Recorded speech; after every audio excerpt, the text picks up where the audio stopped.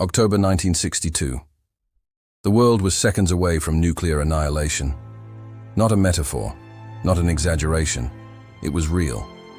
And it all started with a U-2 spy plane over Cuba. Tensions had been rising for years. The Cold War wasn't just a political standoff. It was a psychological one.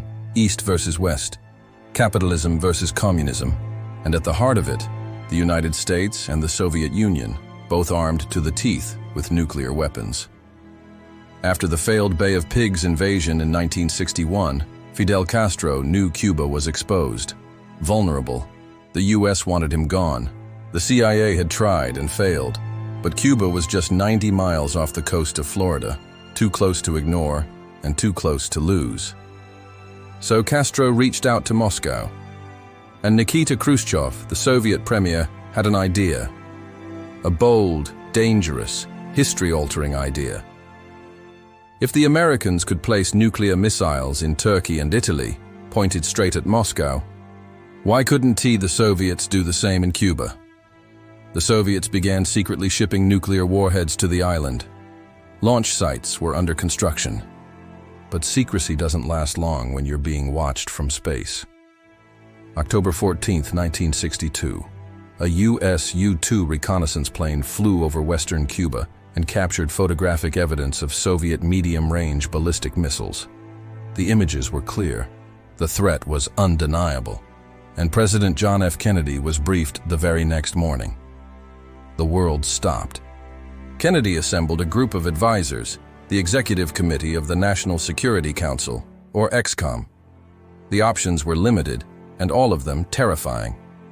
Full-scale invasion? Massive airstrike? Nuclear retaliation?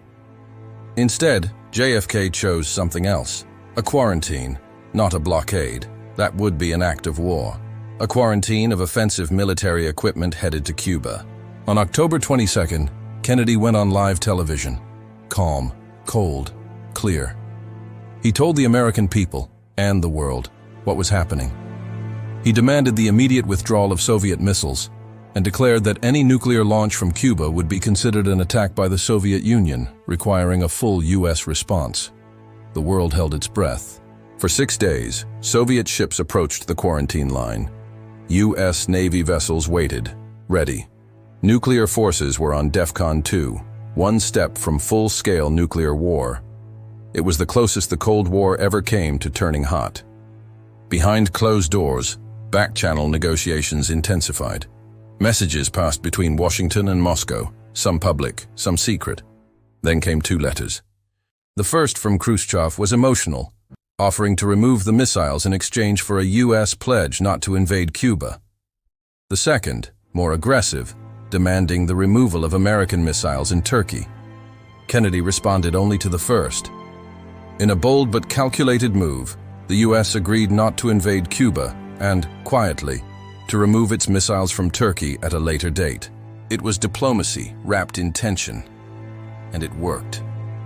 October 28, 1962. Khrushchev announced that the Soviet Union would dismantle the missile sites in Cuba. The crisis was over, but the scars remained. The world had stared into the abyss and blinked. Afterward, a direct hotline was installed between Washington and Moscow to prevent misunderstandings. Both nations began rethinking the cost of nuclear escalation. It would take another 25 years for the Cold War to truly thaw, but the Cuban Missile Crisis changed everything. It was the moment the world realized there would be no winners in a nuclear war, only ash.